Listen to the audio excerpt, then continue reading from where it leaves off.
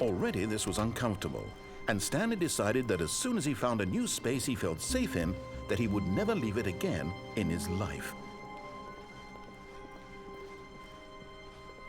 When Stanley came to a set of 2 open, this was not the correct way to the meeting room, and Stanley knew it perfectly well. Perhaps he wanted to stop by the employee lounge first, just to admire it. Wow, yes, this room. But eager to get back to business, Stanley took the first open door on his left. Stanley was so bad at following directions, it's incredible he wasn't fired years ago. Look, Stanley, I think perhaps we've gotten off on the wrong foot here. I'm not your enemy, really, I'm not. I realize that investing your trust in someone else can be difficult, but the fact is that the story has been about nothing but you all this time. There's someone you've been neglecting, Stanley. Someone you've forgotten about. Please, stop trying to make every decision by yourself. Now, I'm not asking for me, I'm asking for her. This is it, Stanley.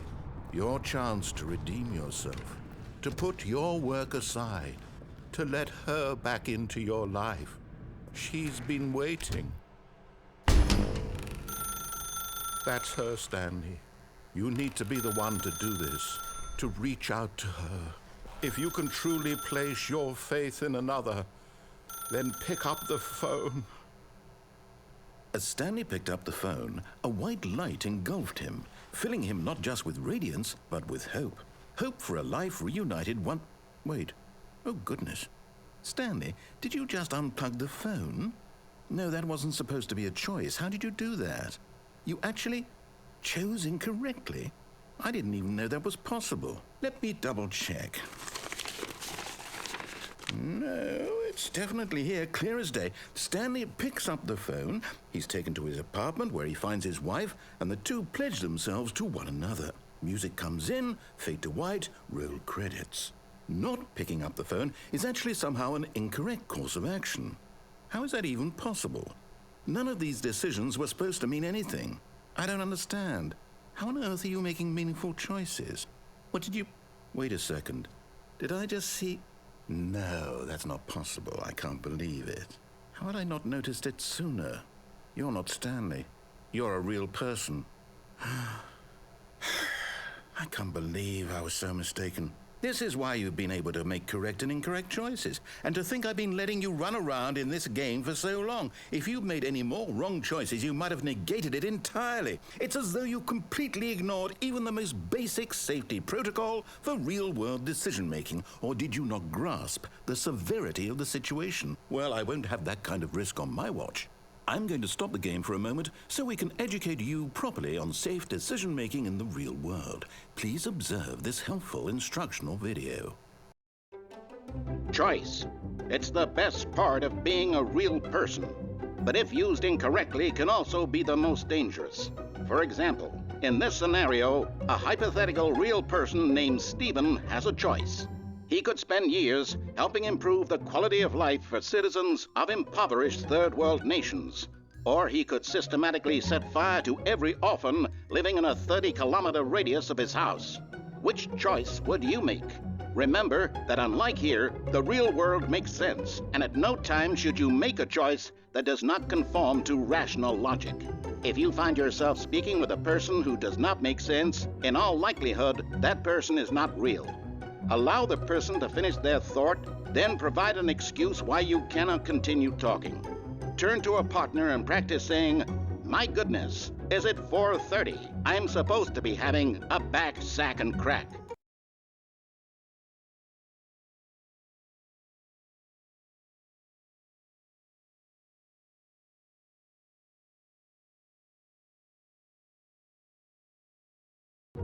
Excellent.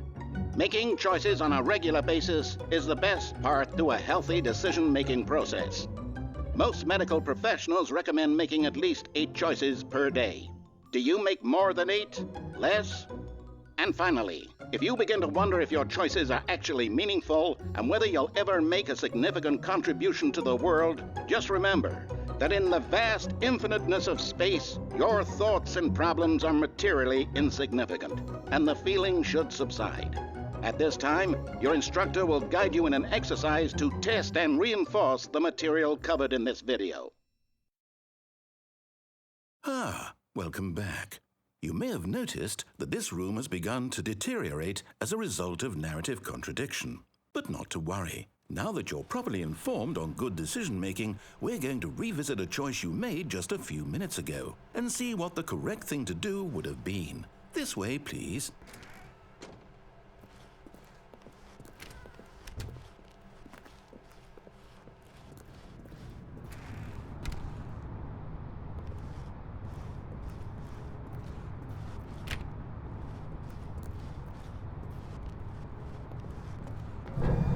Now that we know your choices are meaningful, we can't have you jumping off the platform and dying. Imagine the main character dying senselessly halfway through the story. That story would make no sense at all. We just need to get you home as soon as possible before the narrative contradiction gets any worse. Unfortunately, it seems this place is not well equipped to deal with reality.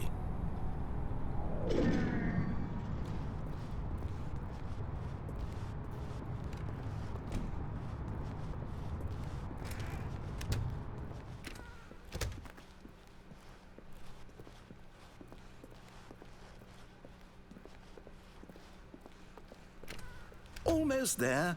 You'll take the door on the left, back to the correct ending, the story will have resolution once again, and you'll be home free in the real world.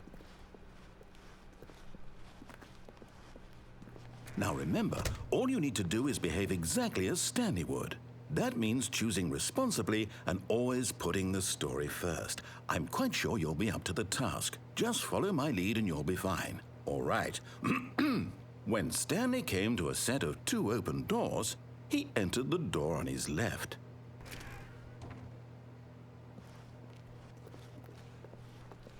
No! Why did you do that? Quickly, hurry back in the other direction. Perhaps we're not too late.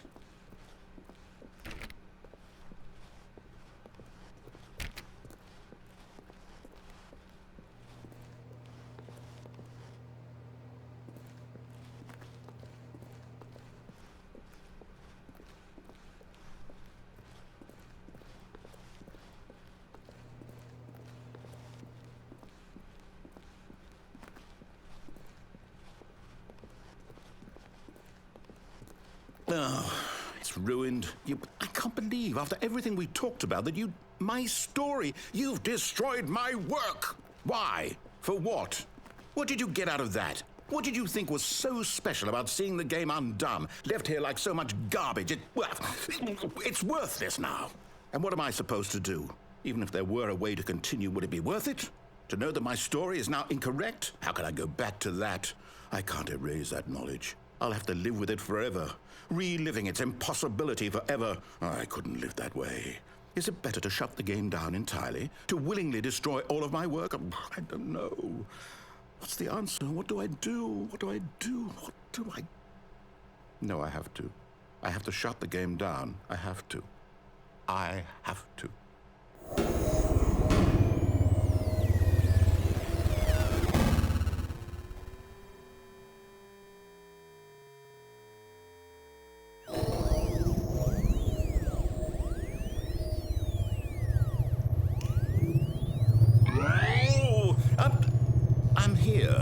I'm still here in this pile of rubbish, with you, who thought you were so clever. Now look where we are. My entire game is destroyed. It was the only thing in the world that was mine, and you've run it into the ground. What, did you think that would be funny? You just had to see? Didn't I impress upon you how important it was to be like Stanley? He actually knows how to do what I tell him to. He understands that if I say to do something, there's a damn good reason for it. That thought hadn't even occurred to you, had it? That there's a world outside of you? You're a child. Oh, my story.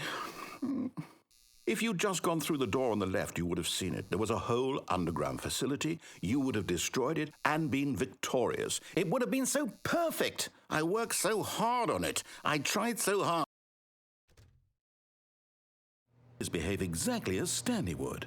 That means choosing responsibly and always putting the story first. I'm quite sure you'll be up to the task. Just follow my lead and you'll be fine. All right. When Stanley came to a set of 2 open doors, he entered the door on his left.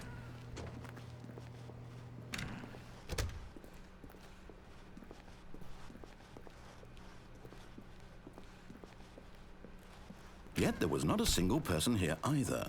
Feeling a wave of disbelief, Stanley decided to go up to his boss's office, hoping he might find an answer there. Coming to a staircase, Stanley walked upstairs to his boss's office.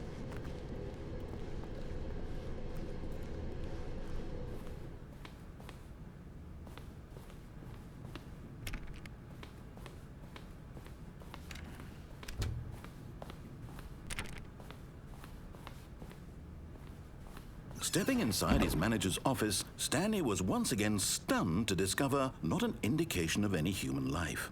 Shocked, unraveled, Stanley wondered in disbelief who orchestrated this, until he saw the door with a voice receiver next to it.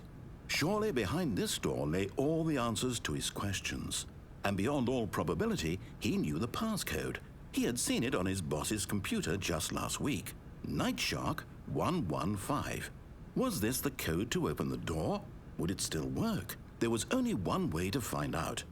Stanley had been trained never to speak up, but now he would draw from within himself the courage to face the unknown. He drew a sharp breath and then spoke the code.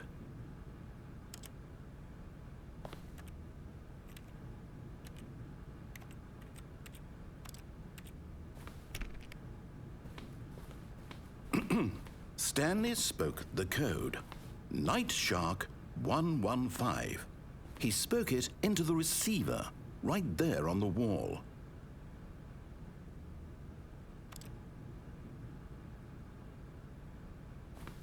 I'm sorry, is there a problem? You didn't mishear me, did you? Please speak the code into the receiver. Otherwise, we can't get on with the story. This is a crucial step.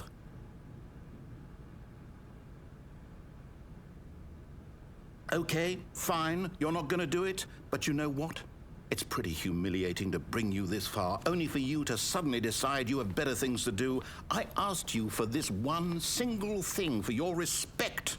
The kind of respect Stanley shows for his choices. He knows what it means to take a story seriously. If you didn't want to see what I had to show you, then why did you come here? You had a choice, you know. You could have gone through the door on the right. You could have done whatever the hell you wanted over there. Why did you come this way? Speak. Say something to me. Explain yourself, you coward.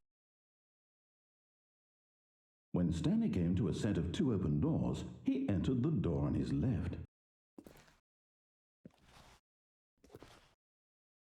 Stanley? Hello? Are you... Is everything okay? Stanley, please. I need you to make a choice. I need you to walk through the door. Are you listening to me? Can you hear me? Is everything all right? Stanley, this is important. The story needs you. It needs you to make a decision. It cannot exist without you. Do you understand me? Whatever choice you make is just fine. They're both correct. You cannot be wrong here. We can work together. I'll accept whatever you do. I simply need you to take that step forward, please. Choose. Do something. Anything. This is more important than you can ever know. I need this. The story needs it. So, you hear me? Are you there? Are you listening to this? Stanley, are you there? Okay. It's okay, I can wait. You need time to decide. Time to make sure your choice is correct. That is the best choice. That's all right. I'll wait for you to decide what's the right thing to do. Take as much time as you need.